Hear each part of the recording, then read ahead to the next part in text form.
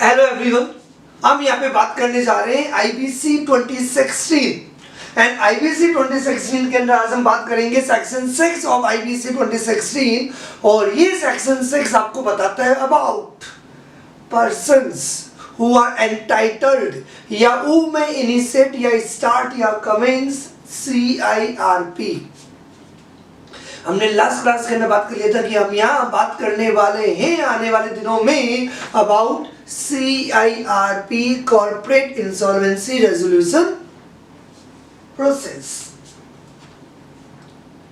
क्योंकि हमें बात क्या करनी है तो समझ में आ गया होगा। आईबीसी 2016 ने दो ही बातें होगी कॉर्पोरेट के रिगार्डिंग, पहले इंसॉल्वेंसी को रिजॉल्व करनी है और यदि इंसॉल्वेंसी रिजॉल्व नहीं हो पाती तो हम क्या करेंगे, लिक्विडेट और वाइंड अप।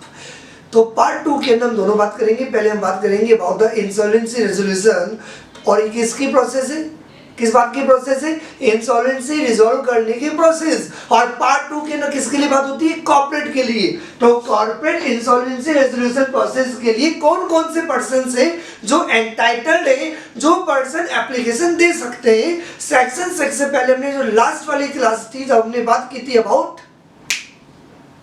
सेक्शन 4। सेक्शन 4 में हमने बात की थी कि जो डिफॉल्ट का जो अमाउंट है वो 5 लाख रुपया होना चाहिए। डिफॉल्ट का अमाउंट कितना, 5 लाख रुपया। और ये डिफॉल्ट यदि 5 लाख रुपीस की है, कितने, हेलो तुमसे बात करो बेटा, जा कर रहे हो, 5 लाख थोड़ी था, 5 करोड़ था। कितना था सर, 5 करोड़ थोड़ी था, कितना था सर, ओरिजिनली लोग के अंदर 1 लाख रुपीस का डिफॉल्ट था, लेकिन अभी परसेंटली नोटिफाइड करके अब जो प्रैक्टिकली जो लिमिट एप्लीकेबल है कि आईबीसी 2016 कॉर्पोरेट के लिए तभी एप्लीकेबल होगा जब डिफॉल्ट का अमाउंट मिनिमम 1 करोड़ रुपीस हो। यदि डिफॉल्ट 1 करोड़ से ज्यादा की है तभी परसेंटली आईबीसी 2016 एप्लीकेबल है। सर ये तो हमने लास्ट क्लास में पढ़ लिया था। फिर आज क्या बात करने वाले, आज हम ये बात करने वाले कौन एप्लीकेशन देगा इंसॉल्वेंसी की प्रोसेस को स्टार्ट करने के लिए। ये कनेक्टेड है कल वाली क्लास से, क्योंकि कल वाली क्लास के अंदर ये जो था, जो पहले लास्ट जो पढ़ा था सेक्शन 4 के अंदर, वो ये था कि आईबीसी ट्रिगर जब होता है जब डिफॉल्ट आपकी 1 लाख, ओरिजिनली 1 लाख, और अभी कितनी लिमिट है, 1 करोड़। जब डिफॉल्ट आपका 1 करोड़ का हो जाए, जब डिफॉल्ट कॉर्पोरेट डेटर 1 करोड़ का कर दे, तब आपका आईबीसी ट्रिगर होगा। और एप्लीकेशन कौन देगा, बड़ा इजी, पढ़ने की जरूरत ही नहीं है, समझना बात।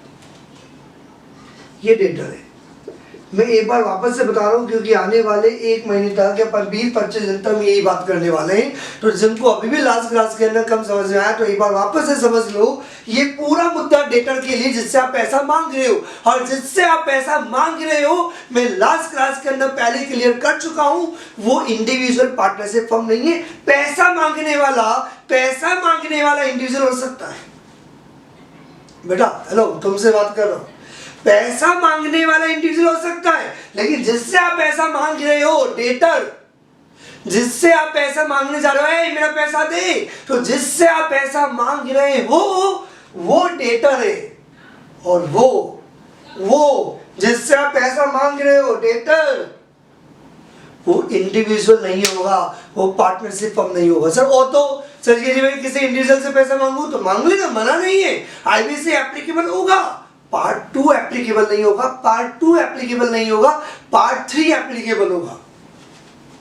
तुम में से किसी को लग सकती है मेरी स्पीड बहुत स्लो है, क्योंकि मेरा स्टाइल थोड़ा सा अलग है। मैं स्टार्टिंग में बहुत स्लो होता हूँ, बाद में तेज भागता हूँ, क्योंकि यदि ये माइंड में एक बार सेट हो गया तो फिर पता भी नहीं चलता, बड़ा मजा आता है।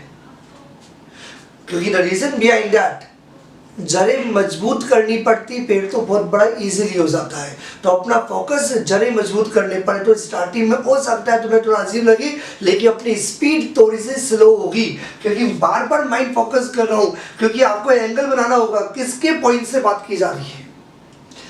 कोई भी पैसा मांगे, individual, partnership firm, LLP, company, पैसा मांगने वाले की तरफ नहीं देखना, किसकी तरफ देखना है, डेटर की तरफ देखना है। और डेटा में लास्ट क्लास के अंदर क्लियर कर चुका हूं कौन है, in respect of corporate persons. तभी तो यहाँ पे क्या बना है, कॉर्पोरेट। सी कौन है, ये कंपनी, ये कौन है, एलएलपी, ये कौन है, बॉडी कॉर्पोरेट। लेकिन अपन एक वर्ड बोला था लास्ट क्लास के अंदर, दैट वाज फाइनेंस, कौन था वो, फाइनेंशियल सर्विस प्रोवाइडर नहीं होना चाहिए। तो जो भी कंपनी एलएलपी या बॉडी कॉर्पोरेटेड एट डेटर, ये क्रेडिटर है।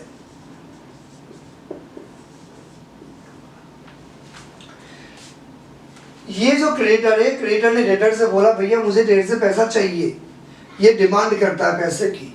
फॉर एग्जाम्पल इसने बोला कि, और ये तो हम ऑलरेडी पढ़ चुके हैं कि मिनिमम डिफॉल्ट कितना होना चाहिए, मिनिमम डिफॉल्ट कितना होना चाहिए 1 लाख रुपीज ओरिजिनली अभी फिलहाल, अब नोटिफाइड होकर लिमिट कितनी हो गई 1 करोड़। तो ये डेटर है और ये डेटर ने क्या किया, क्रेडिटर ने जब पैसा मांगा तो इसने डिफॉल्ट कर दिया। अब मेरा क्वेश्चन ये है कि जब ये डिफॉल्ट कर देता है, कौन डिफॉल्ट कर देता है, डेटर। तो जब डेटर ने डिफॉल्ट कर दिया है तो इंसॉल्वेंसी कोड को आपको ट्रिगर करना है। और जब इंसॉल्वेंसी में आप किसके पास जाओगे, क्या नाम था वो, कॉर्पोरेट। तो कॉर्पोरेट में कहा जाते हैं अपन, एनसीएलटी के पास है। कहा जाते हैं एनसीएलटी, एनसीएलटी के पास जाते हैं।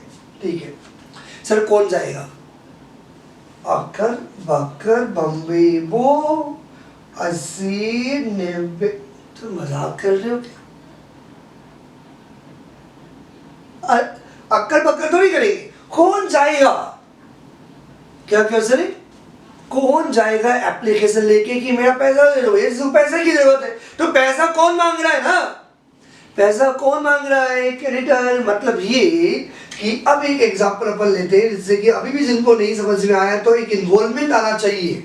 हमें याद नहीं करना, क्योंकि याद करने वाला जो अपना मंथ होगा, सुनना बीच में बोलता भी रहूंगा, वो लास्ट मंथ होगा। अक्टूबर नवंबर में रट्टा मारना होता है, अभी कोई रट्टा नहीं मारेगा। अभी हमारा पूरा फोकस कंसेप्ट क्लियर करने पर होगा, भावनाओं में भेजाने के लिए होगा। ये जो डेटा है जिससे आप पैसा मांग रहे हो, फॉर एग्जाम्पल एलएलपी भी ले सकता हूँ, लेकिन मैंने एग्जांपल में कंपनी का नाम ले लिया, that is ABC limited. Now इस एबीसी लिमिटेड को that is named PNB. PNB ने फॉर एग्जांपल लोन दिया, क्या दिया, लोन। पीएनबी ने कितना लोन दिया, लोन दिया। किसको लोन दिया, दैट इज एबीसी लिमिटेड को। जब पीएनबी ने एबीसी लिमिटेड को लोन दिया, और लोन कितने का दिया ये इंपॉर्टेंट नहीं है, क्योंकि लोन का अमाउंट नहीं देखते हम, किसका अमाउंट देखते हैं, डिफॉल्ट का अमाउंट। और यदि वो डिफॉल्ट का अमाउंट अब मिनिमम 1 करोड़ रुपीस का है तो who will make the application, कौन एप्लीकेशन देगा, किसको पैसा चाहिए, पीएनबी। तो ये पीएनबी क्या बोलेगा, एबीसी लिमिटेड ने मेरा पैसा नहीं दिया, तो ये एबीसी लिमिटेड इंसॉल्वेंट है, तो ये पीएनबी बैंक एनसीएलटी को एप्लीकेशन दे देगा। तो who will start the CIRP, PNB. Sir PNB को हम क्या बोल सकते हैं, क्रेडिटर। और कौन कौन है जो पैसा मांगते हैं, तो जिन्होंने बैंक और एफआई से लोन दिया वो पैसा मांगते हैं, और इस डेटर का एक एम्प्लॉई है, इस डेटर का एक एम्प्लॉई है।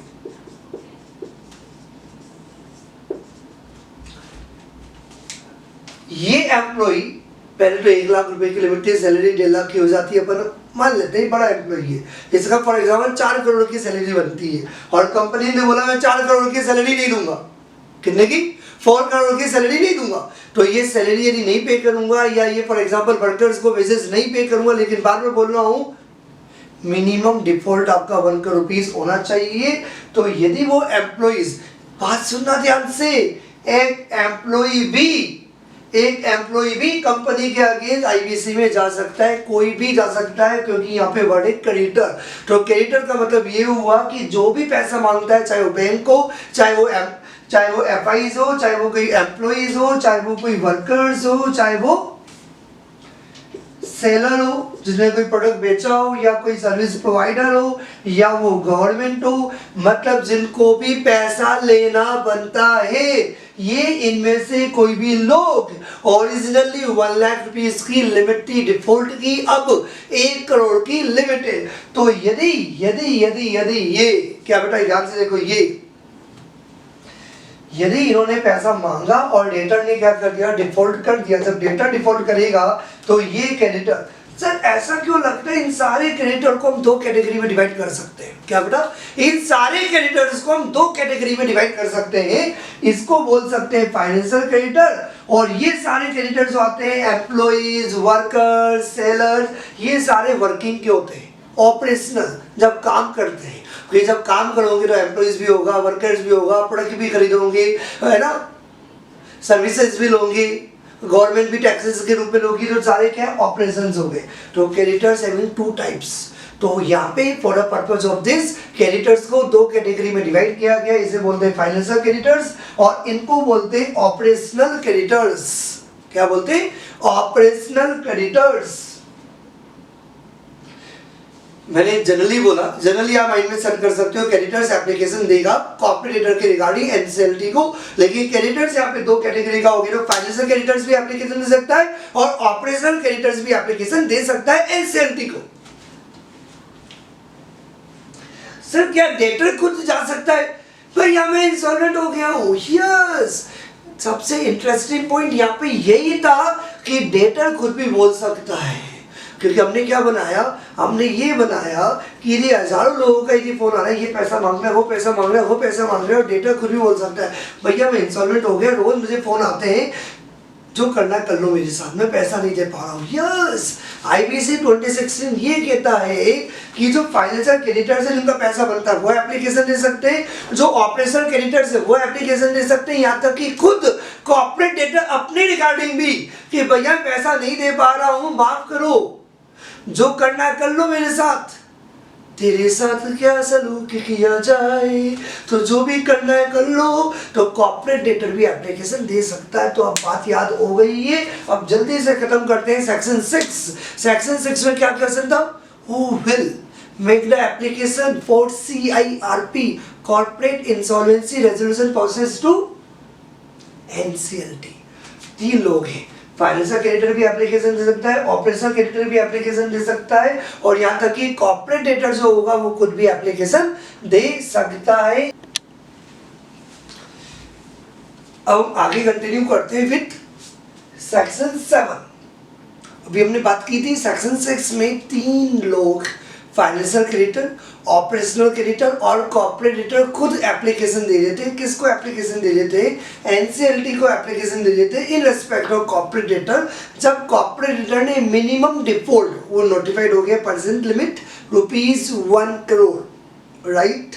आगे बढ़ते 3 पर्सन्स को एप्लीकेशन देनी है, तीनों की रिगार्डिंग। पहले हम स्टार्ट करते हैं section 7, initiation of CIRP corporate insolvency resolution process by financial creditor. यदि फाइनेंशियल क्रेडिटर यदि एनसीएलटी के पास जाएगा, ध्यान से देखना, इन्वॉल्व होना, बहुत इजी कंसेप्ट, टिप्स पे याद रहेगा। कौन किसको एप्लीकेशन दे रहा है? फाइनेंशियल क्रेडिटर जा रहा है। क्यों जा रहा है? दिल चाहता है, दिल नहीं चाहता है। यदि financial creditor that is a bank और एफआईज, यदि बैंक और एफआईज, आप कोई भी बैंक का एग्जांपल ले सकते हो, PNB, SBI, ICICI बैंक। यदि ये PNB बैंक ने लोन दिया ABC को, PNB ने लोन दिया ABC को, तो ABC हो गया कॉर्पोरेट डेटर और PNB हो गया फाइनेंशियल क्रेडिटर। पहला पॉइंट, ये बंदा ICIRP के लिए तभी जाएगा जब डिफॉल्ट हुआ। ये तो हमने बार बार पढ़ लिया, तो माइंड में समझ में आ गया, रात में 3 बजे भी सपने में आएगा। जब डिफॉल्ट होगा तभी डांस होगा, डांस नहीं होगा, CIRP कमेंस होगा। CIRP कब इनिशिएट होगा? जब डिफॉल्ट होगा, मिनिमम ₹1 करोड़। कौन डिफॉल्ट करेगा? क्रेडिटर। क्रेडिटर को थोड़ी पैसा देना था ना, पैसा तो डेटर को देना था। कॉर्पोरेट डेटर ने यदि डिफॉल्ट किया, मिनिमम ₹1 करोड़। कितना याद हो गया? सर ये तो बिल्कुल समझ में आ गया। तो अब नाउ डेटर बोला पैसा नहीं दे पा रहा है, मिनिमम डिफॉल्ट कर रहा है ₹1 करोड़ का, तो ये फाइनेंशियल क्रेडिटर एनसीएलटी के पास जाएगा, भैया ये मेरे को पैसा नहीं दे रहा, ये फाइनेंशियल कंडीशन बेकार हो गई, इसको इंसॉल्वेंसी में ले जाओ, पता नहीं कितने लोगों का पैसा खा गया होगा। आगे कंटिन्यू मत करने दो। जैसे भी कोरोना में हो रहा है ना, ये बंदा बीमार है, पता नहीं कितने लोगों को टच कर देगा, बीमार पड़ जाएगा, इसको ले जाओ अकेले से रूम में बंद करने के लिए। बात समझ में आ रहा है ना? बिल्कुल कोरोना स्टाइल है। ये इंसॉल्वेंट हो गया है, इसको देखो ध्यान से, पता नहीं कितने लोगों का पैसा और खा जाएगा। मेरा तो पैसा खा गया, मेरा तो पैसा मिल नहीं रहा। कितना? Minimum default ₹1 crore. तो ये बैंक और एफआईज, कौन? Financial creditor. तो financial creditor corporate debtor, that is a financial creditor का नाम क्या था? मैंने जो एग्जांपल लिया PNB, तो ये PNB Punjab national bank corporator जो एग्जांपल दिया था मैंने भी, ABC के रिस्पेक्ट में NCLT को एप्लीकेशन देंगे कि मेरा पैसा नहीं दे पा रहा है, डिफॉल्ट हो रहा है ₹1 करोड़ का। सर एप्लीकेशन कौन देगा? फाइनेंशियल क्रेडिटर खुद एप्लीकेशन देगा। फाइनेंशियल क्रेडिटर खुद एप्लीकेशन दे सकता है, तो फाइनेंशियल क्रेडिटर इससे खुद एप्लीकेशन दे सकता है, 2 या 3 बैंक मिलके भी एप्लीकेशन दे सकते हैं। जैसे कि जो प्रॉब्लम पीएनबी की थी, वही एसबीआई बोलता मैंने भी इसको लोन दिया था, ये मेरा पैसा नहीं दे रहा, तो पीएनबी अकेले या 2 या 3 फाइनेंशियल क्रेडिटर साथ में, या फाइनेंशियल क्रेडिटर के बिहाफ पे थर्ड पर्सन कौन एप्लीकेशन दे रहा है? यदि फाइनेंशियल क्रेडिटर यदि एप्लीकेशन दे रहा है तो फाइनेंशियल क्रेडिटर खुद एप्लीकेशन दे सकता है, 2 और 3 फाइनेंशियल क्रेडिटर मिलकर एप्लीकेशन दे सकते हैं, या फाइनेंशियल क्रेडिटर के बिहाफ पे, फाइनेंशियल क्रेडिटर भी बिहाफ पे कोई थर्ड पर्सन भी एप्लीकेशन दे सकता है। और ये जो फाइनेंशियल क्रेडिटर जो एप्लीकेशन दे रहे हैं, किसको दे रहे हैं? एनसीएलटी को। किसको एप्लीकेशन दे रहे हैं? एनसीएलटी को। और जो एनसीएलटी को जो एप्लीकेशन दे रहे हैं, किसके रेस्पेक्ट में? कॉर्पोरेट डेटर के रेस्पेक्ट में। कुछ समझ में आया सर? बिल्कुल समझ में आ रहा, बड़ा मजा आ रहा है। तो फाइनेंशियल क्रेडिटर ने एप्लीकेशन दे दी। सर एप्लीकेशन में क्या लिखा हुआ होगा? I love you NCLT. है भाई, तो एप्लीकेशन क्यों दे रहा है? दिल चाहता है, ये भी दिल का चाहता है भैया। भाई तू एप्लीकेशन क्यों दे रहा है भैया? मेरे को मेरा पैसा चाहिए, तो तुम्हें क्यों पैसा चाहिए? पर ऐसे मन कर रहा पैसा मांगने का, मांग भैया। भैया यदि पीएनबी एबीसी के रिगार्डिंग यदि पैसा मांगने जाएगा तो क्या बोलेगा? हमारे पास पैसे की कमी थी तो हमने एबीसी को बोला थोड़ा सा दे दो। भीख मांग रहा है क्या भैया? भैया मेरा पैसा है, मैंने इसको पैसा दिया था, इसने डिफॉल्ट कर दी। क्या कर दी? डिफॉल्ट। ओके, जब भी कोई डिफॉल्ट कर दे तो आप क्या करो? आप पैसा मांग सकते हो। तुम में से किसी के पास आइडिया आ रहा होगा, सर कोई झूठी मूठी बोल दे तो? यदि ऐसे ही बोलना है तो मैं ही बोल सकता हूँ, मुझे भी तुमसे 5 करोड़ चाहिए। सिर्फ बोलना ही तो है, सिर्फ बोलने से थोड़ी होगा। रीजंस, डिफॉल्ट की एविडेंस, क्योंकि द रीजन बिहाइंड दैट ऐसे ही बोलना है। कभी आपकी क्लास में होगा ना, सर इसे मुझे चाटा लगा दिया, तो जो भी टीचर होगा तो उसका पहला स्टेटमेंट क्या होगा? तुम्हारे पास कोई एविडेंस है बेटा कि इसने इसको चाटा लगाया? नहीं, तो चुपचाप बैठे रहो, फालतू बातें क्यों करते हो? तो हमेशा ही रूल होता है, एग्जीक्यूटिव के अंदर पढ़ा भी होगा, एविडेंस, रिकॉर्ड। क्योंकि आप बोलते हो, मैं कौन? फाइनेंशियल क्रेडिटर बोलता है पीएनबी एबीसी ने मेरे को 1 करोड़ नहीं दिया, तो एनसीएलटी क्या बोलेगा?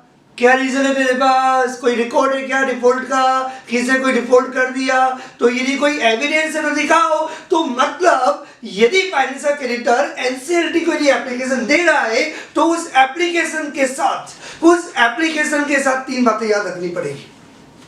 जो नॉर्मल है वो तो मुझे पता है, स्पेसिफाइड फॉर्म होगा, स्पेसिफाइड फीस होगी, स्पेसिफाइड मैनर होगा। वो तो जब भी एप्लीकेशन आए तो एक बात याद कर लो, ये तीनों चीजें हमेशा चिपका दिया करो। एप्लीकेशन स्पेसिफाइड फॉर्म में, स्पेसिफाइड फीस और स्पेसिफाइड मैनर के अंदर आपको देनी होगी। इंपॉर्टेंट बात क्या है वो सुनो बात ध्यान से। जो एप्लीकेशन कौन दे रहा है बेटा? Financial creditor. क्या नाम था उसका? पीएनबी। तो पीएनबी ने कौन एप्लीकेशन दे रहा है? पीएनबी। तो पीएनबी जो एनसीएलटी को एप्लीकेशन दे रहा है, डिफॉल्ट के रिगार्डिंग एप्लीकेशन दे रहा है, तो डिफॉल्ट को प्रूव करना पड़ेगा, रिकॉर्ड देना पड़ेगा, एविडेंस देना पड़ेगा कि क्या मैं बोल रहा हूं कि मेरे को, मैं मतलब बैंक पीएनबी को इसने 3 करोड़ नहीं दिया, तो 3 करोड़ नहीं दिया तो उसका एग्रीमेंट दिखाओ ना कि आपने लोन दिया था, इसने अब तक रिपे कर दिया, तो रिकॉर्ड देना पड़ेगा, रिकॉर्ड एविडेंस दिखाने पड़ेंगे डिफॉल्ट के। सेकंड इंपॉर्टेंट पॉइंट, जैसे कि आप जब जाते हो कभी कोर्ट के अंदर, तो कोर्ट के अंदर एक एडवोकेट होता है जो सारे मैटर को देखता है। वैसे ही मैंने स्टार्टिंग के अंदर बताया था कि पूरे इंसॉल्वेंसी के मैटर के लिए प्रोफेशनल है। क्या नाम था उसका? आईपी।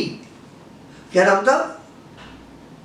इंफॉर्मेशन प्रोग्रामिंग, नहीं आईपी इंसॉल्वेंसी प्रोफेशनल। याद है स्टार्टिंग में बताया था अपने इंसॉल्वेंसी प्रोफेशनल। तो ये जो इंसॉल्वेंसी प्रोफेशनल है, इसको आपको क्या करना पड़ेगा? अपॉइंट करना पड़ेगा। तो क्या करना पड़ेगा? इंसॉल्वेंसी प्रोफेशनल को अपॉइंट करना पड़ेगा, जो सारा मैटर देखेगा। कौन अपॉइंट करेगा? फाइनेंशियल क्रेडिटर खुद अपॉइंट करेगा। तो फाइनेंशियल क्रेडिटर जब एप्लीकेशन दे रहा है एनसीएलटी को, तो जब फाइनेंशियल क्रेडिटर एनसीएलटी को जो एप्लीकेशन दे रहा है, बड़े ध्यान से देखना, एक तो वो बता एप्लीकेशन किसके लिए दे रहा है? डिफॉल्ट के लिए, और डिफॉल्ट का रीजन भी जाएगा। दूसरा डिफॉल्ट के रीजन के साथ क्या करना पड़ेगा, जो आईपी है उसका नेम बताना पड़ेगा। किसका नाम बताना पड़ेगा, आईपी। सर एक मिनट रुक जाओ, बोल क्या रहे हो सर, बार बार आप आईपी बोले जा रहे हो। सर यहाँ पे तो आरपी लिखा हुआ है, आरपी रेजोल्यूशन प्रोफेशनल, मैंने क्या बोला आईपी। सर ये क्या बोला है, सर आप बोलते हो आईपी आईपी आईपी, यहाँ लिखा हुआ है नेम और रेजोल्यूशन प्रोफेशनल। सर ये क्या है, सुनो बात ध्यान से समझ लो। आप कंपनीज एक्ट पढ़ते हो सर, बिल्कुल पढ़ते। कंपनीज एक्ट में क्या दिया हुआ है सर, कंपनीज एक्ट में दिया हुआ है कि हर कंपनी की जो ऑडिट है वो कौन करेगा, कंपनी की ऑडिट कौन करेगा, ऑडिटर। और जबकि आपने नॉर्मल क्या पढ़ा था, चार्टर्ड अकाउंटेंट ऑडिट करता है। तो सीए ऑडिट करता है या ऑडिटर ऑडिट करता है,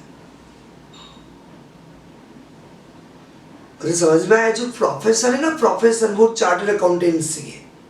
लेकिन जब लॉ में आप पढ़ते हो तो उसमें लिखा हुआ है the audit will be conducted by auditor, और ये ऑडिटर कौन होगा, चार्टर्ड अकाउंटेंट। वही कंसेप्ट ये कि पूरे इंसॉल्वेंसी के लिए जो प्रोफेशनल है वो प्रोफेशनल का नाम होगा आईपी। लेकिन जब पर्सन को अपॉइंट करने की बात करोगे तो वो रेजोल्यूशन प्रोफेशनल होगा। जैसे कि कंपनीज एक्ट में लिखता है चार्टर्ड अकाउंटेंट अपॉइंट करने की बात नहीं करता, कंपनीज एक्ट बोलता है कि चार्टर्ड अकाउंटेंट ऑडिटर बनेगा, और वो बोलता है सेक्रेटरी ऑडिटर की ऑडिट, सेक्रेटरी ऑडिटर के द्वारा ऑडिट की जाएगी। और इस सेक्रेटरी ऑडिटर कौन होगा, कंपनी सेक्रेटरी, वो अलग बात है। वैसे ही कि लॉ में ये दिया हुआ है कि यहाँ पे हम जो पर्सन अपॉइंट करेंगे वो कौन होगा, आरपी। हमें किसको अपॉइंट करना है, आरपी, रेजोल्यूशन प्रोफेशनल। लेकिन बात अलग है कि जो रेजोल्यूशन प्रोफेशनल होगा ये आईपी होगा।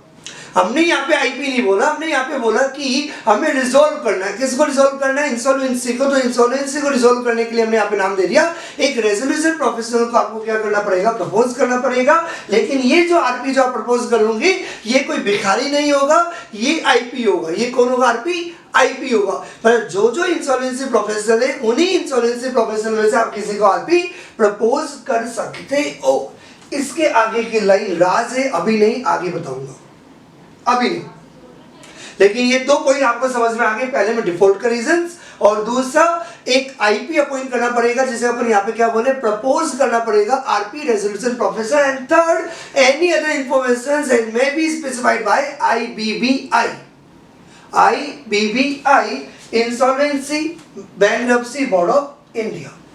यहाँ से समझ में आ गया किसने एप्लीकेशन दी, फाइनेंशियल क्रेडिटर पीएनबी बैंक अकेला एप्लीकेशन दे सकता है, और 2 और 3 बैंक मिलकर साथ में एप्लीकेशन दे सकते हैं, और any other person on the behalf of these banks financial creditor के बिहाफ पे एप्लीकेशन दे रहे हैं। और एप्लीकेशन के तहत 3 पॉइंट याद रख लेना, ABC।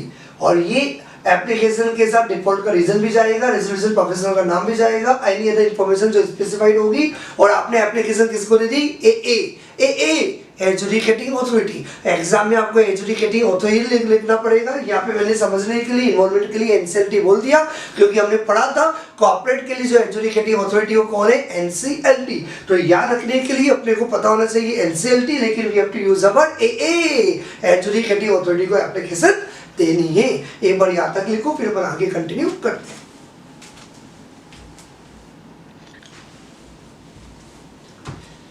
अब आगे कंटिन्यू करते हैं। एजुकेटिंग अथॉरिटी को आपने एप्लीकेशन दे दी, अब वही होगा जो मंजूर है एजुकेटिंग अथॉरिटी को होगा, क्योंकि फाइनेंशियल क्रेडिटर का काम हो गया ना।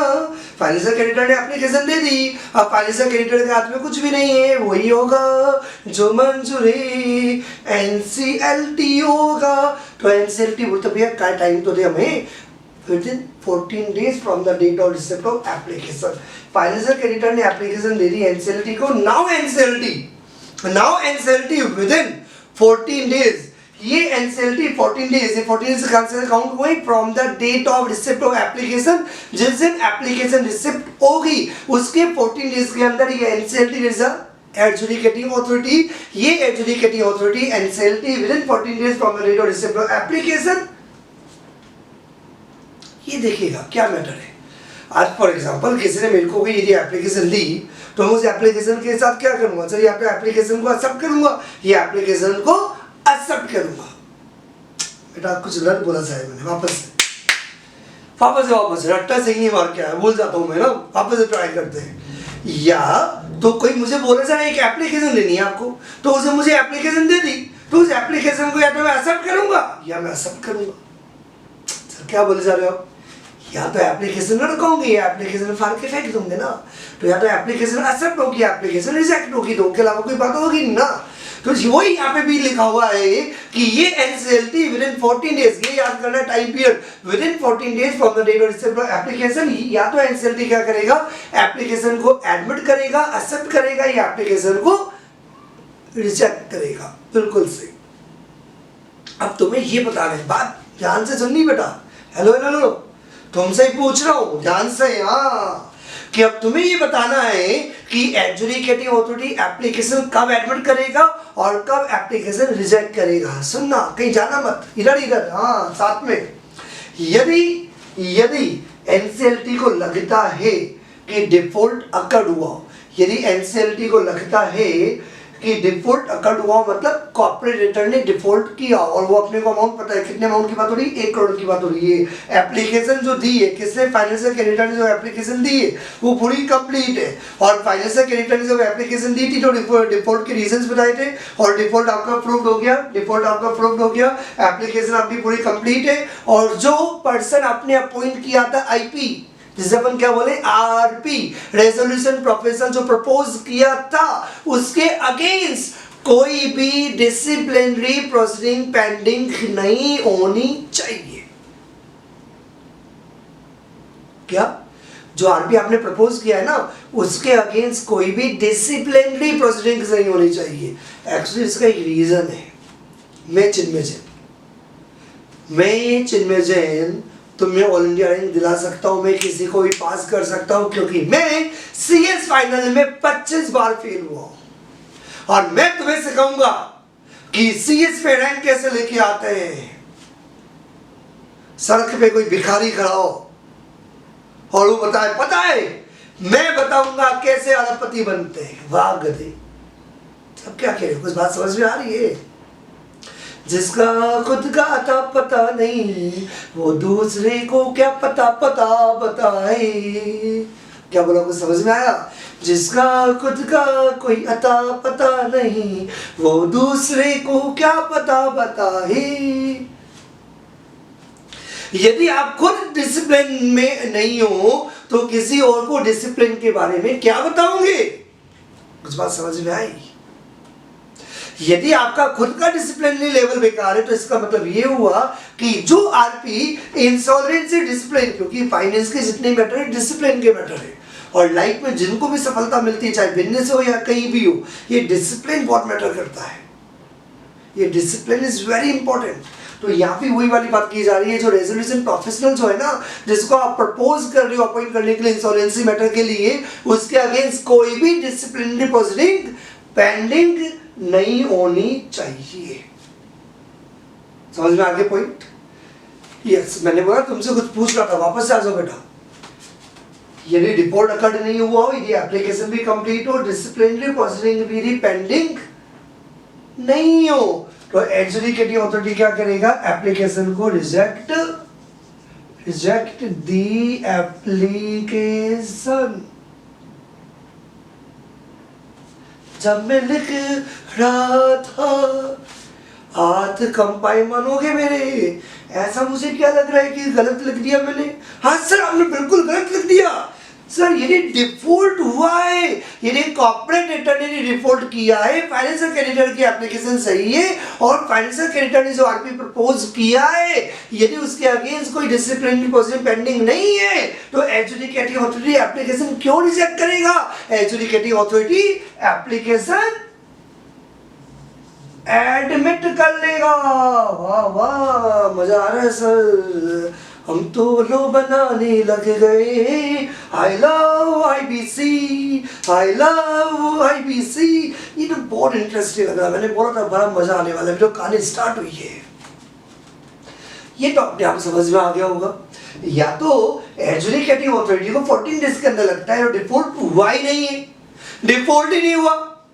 आज कोई बोलता है इस बंदे ने मुझे थप्पड़ मारा, तुम प्रूफ नहीं कर पा रहे, नहीं नहीं ये तो प्रूफ नहीं होता कि इसने थप्पड़ मारा फिर भी तो फांसी की सजा दूं। भैया जब प्रूफ ही नहीं हुआ कि इसने तेरे को थप्पड़ मारा तो फांसी की सजा किस बात का पनिशमेंट? वो यहाँ पे जब प्रूफ ही नहीं हो रहा, जब ऐसा लग ही नहीं रहा कि रिपोर्ट रिकॉर्ड हुआ है, तो किस बात का इंसॉल्वेंसी? तो या तो रिपोर्ट हुआ ही नहीं है, या एप्लीकेशन कंप्लीट नहीं है, या डिसिप्लिनरी प्रोसीडिंग्स एनी पेंडिंग्स ए। तो एडजुडिकेटिंग अथॉरिटी बोला गेट लॉस्ट, क्या बोलेगा? Get lost. एप्लीकेशन लेगा, मुंह पे फाड़ देगा, एप्लीकेशन रिजेक्टेड। ऐसे एग्जाम में नहीं लिखना है बेटा, मजाक करता है तो मैं ऐसे एग्जाम में लिख दो कि एडजुडिकेटिंग अथॉरिटी एप्लीकेशन लेगा और मुंह पे फाड़ देगा। ऐसे लिखने का नहीं ना, ऐसे मजे करने का, थोड़ा सा मजा आता है, लाइफ जीने का ना भैया। हम पढ़ाई कर रहे हैं तो ऐसे थोड़ी कि दुखी होकर पढ़ते रहे। ये जिंदगी ना मिलेगी दोबारा, मेरा स्टाइल अलग है, मैं पढ़ाई में एंजॉय करता हूँ। हम कोई सीएस पढ़ रहे तो कोई पापी तो नहीं है जनरल की पढ़े एडजुडिकेटिंग अथॉरिटी एप्लीकेशन ये करेगा। एडजुडिकेटिंग अथॉरिटी ठीक है, मजाक कर रहा था, टू द पॉइंट। तुम्हारा लाइफ में एंजॉय करो, अलग से एंजॉय मत करो, पढ़ाई के साथ एंजॉय करो। इस पढ़ाई को इस तरीके से करो कि इसमें ही मजा आने लग जाए। आगे बताऊंगा अलग वीडियो के अंदर, इस वीडियो के साथ डिस्टर्ब नहीं करेंगे, यहाँ पे अपन पढ़ाई के कंटेंट को ही रखेंगे। तो बात समझ में आ गई है, या तो डिफॉल्ट हुआ ही नहीं है, एडजुडिकेटिंग अथॉरिटी को लगता है 14 डेज के अंदर, भूलना मत 14 डेज, या तो डिफॉल्ट हुआ ही नहीं है, या एप्लीकेशन इनकम्प्लीट है, या डिसिप्लिनरी प्रोसीडिंग पेंडिंग है, adjudicating authority rejects the application. Very good. Adjudicating authority rejects the application. यही पूरा कंप्लीट नहीं हुआ, एक बार ये लिख लो, इसके आगे अपन और कंटिन्यू करेंगे। ये वाला पार्ट अपना कंप्लीट हो गया, प्रोसेस तो लंबी चलती रहेगी। एक बार अपन सेक्शन 7 की बात कर रहे हैं। Write down first.